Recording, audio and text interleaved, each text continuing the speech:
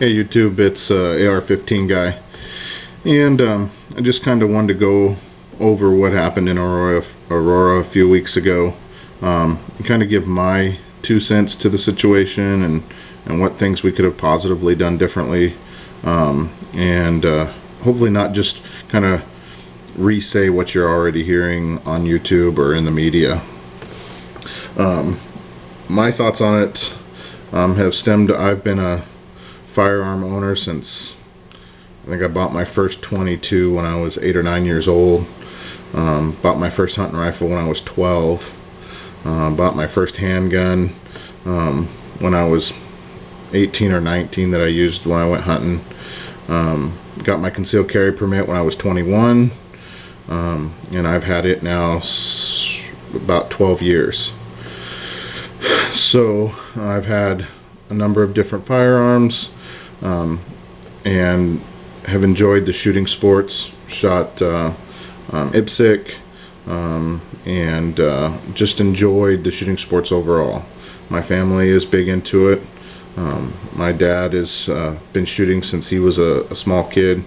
It's just something that bonds my family together, and it's something that we enjoy doing together. And in all of that, I don't see where firearm regulation could have prevented that situation. You've got things that happened like the Oklahoma City bombing, killed many lives, took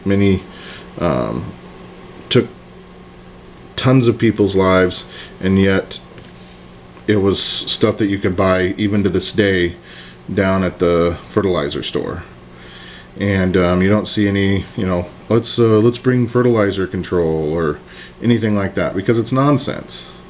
It is a tool that is used in the right fashion, does a job, and works great.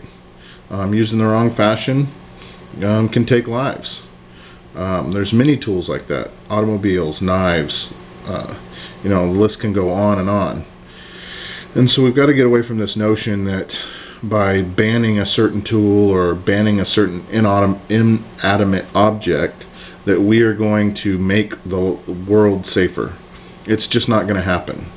By banning certain objects, all you're doing is creating a culture where the helpless are even more helpless, and the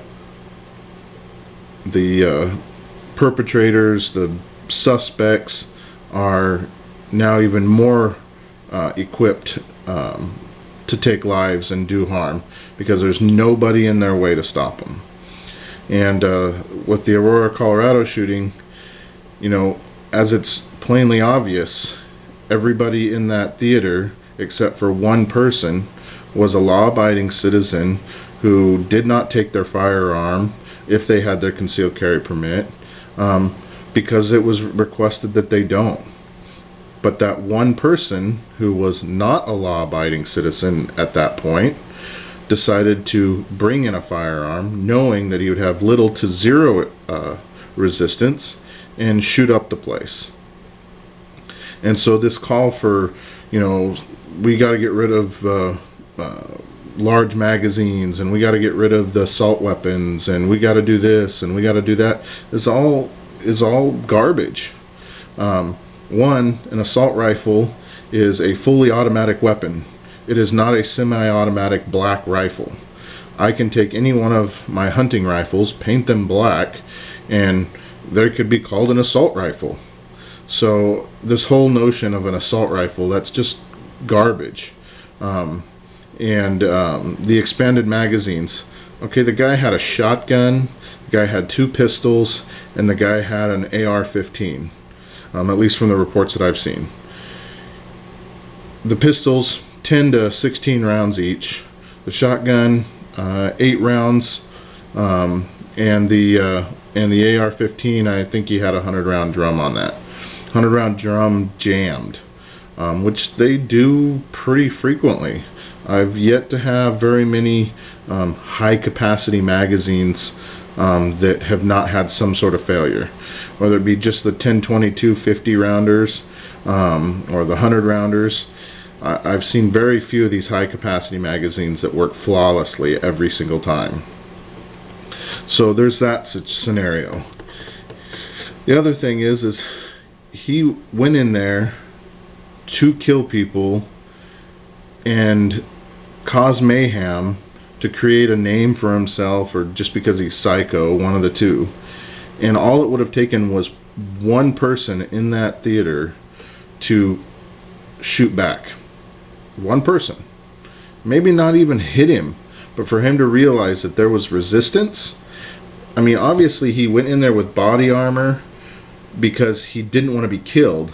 So if he knew that somebody was going to shoot back at him, he's probably going to buzz out of there as quickly as possible, because his face wasn't covered, and it's the size of a small plate, and at the range that they're looking at, somebody who's proficient in with a pistol could have taken him out. Yes, there was smoke. He was shooting through the smoke. So this, oh, well, there was smoke. Okay, he was shooting through the smoke. All it would have had to done is somebody take their shirt, cover their nose and their mouth, take their gun, probably even been able to take time if they had moved off to the side into a corner, and be able to take that shot and ended the situation, because he was focused on the people running to the door, from the stuff that I've read and seen. So there would have been ways to avoid that whole situation, or most of that situation, had just one person in there been armed. And on top of the fact that body armor, yes, it stops the bullet from penetrating the body, but it doesn't stop the bullet. It still is going to hit him, and when they hit, it still hurts. I've got friends that are in law enforcement and military who've been hit with their body armor on and said it takes the wind out of you. And we're talking about a kid who's what, 5, I'd say he's probably 5'7", 5'8", maybe, from what I could see, you know, kind of gauging on TV, the video clips, and probably 135 to 155 pounds, probably never been shot at before. So he'd have been hit and he'd have been hurting, and that would have been enough time for somebody to go up there and take him down and disarm him and save lives.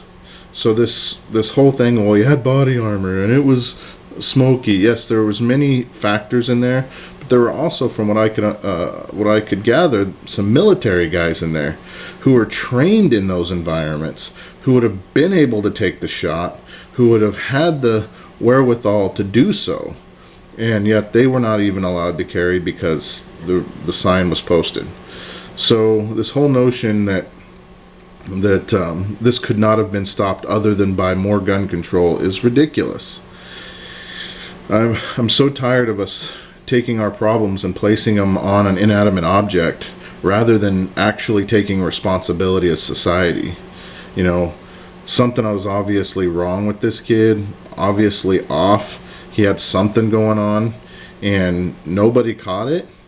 You know, we can't make speculations right now because there's not enough information out there. But, you know, I just don't see where gun control is going to solve the problems. I mean, he could have walked in there, his whole apartment was set up with explosives. He could have walked in there and thrown in a bomb and taken out the whole building and killed more people than he did with a firearm. So, and you don't see us saying, oh, we don't see anybody saying, oh, we need to, you know, ban fertilizer, we need to ban gasoline, we need to ban this, ban that, other than the firearms, because that's the agenda. Firearms bad, people who own firearms are bad, and anybody who doesn't own a firearm, good. Well, I don't believe that that's necessarily the case. So those are my thoughts on the whole Aurora, Colorado thing. You know, leave some comments, tell me where I'm wrong, but that's the way I see it. And I hope that it wasn't just regurgitated stuff that you've heard or watched already on YouTube. So thanks for watching. You guys have a great weekend. Enjoy where I'm at. It's going to be hot, 97 degrees or so. So you guys enjoy the heat if you're in it. Otherwise, enjoy your weekend. I'm out.